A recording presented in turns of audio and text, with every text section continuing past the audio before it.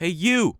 Yeah, you. I know you watched this video. I know you clicked this video. You're totally interested. Do you want to learn how to make the drip meme? Do you like the drip meme? Well, in this video, I'm going to be showing you how. All you need for this tutorial is some nice little Photoshop and any character you want to drip out. Step 1, open up Photoshop, make that little thing, beep boop bop, now you're here.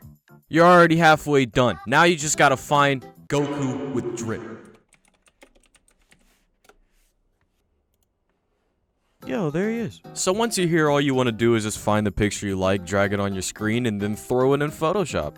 Guys, you don't have to clap. Thank you, guys. The next part, it's probably the hardest part, and it's still very, very easy. All you want to do is click the layer, get the eraser, and erase Goku's head off of the picture. I know. This is probably the hardest thing you've ever done, but trust me, it's for drip. Anything for drip. Anything for drip! Okay, now that you have Goku headless, you can literally just look up any character you want, and just go ahead and put his head on Goku. But for this tutorial, we're gonna go ahead and do Mario, because, you know, Mario's already dripped out. Like, come on, look at Mario. He's an Italian plumber. He's already dripped. And you already know it's either drip or drown, but Mario, he's different. He chose to drown in his drip! So what you want to do is put Mario's body over Goku's body, and then align the heads where they would normally go. And as you can see, I am erasing Mario's body so he can have the, you know, the drip fit. After you get their faces aligned, you really just want to go to Mario's head and, you know, adjust it to where it fits his body perfectly.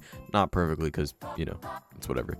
But then once you do that, you're pretty much done. So what I do, personally, to give it a little bit of a extra flavor, is add stroke and drop shadow. To do this, you have to merge the two layers, double click that layer, and then go to stroke and then drop shadow.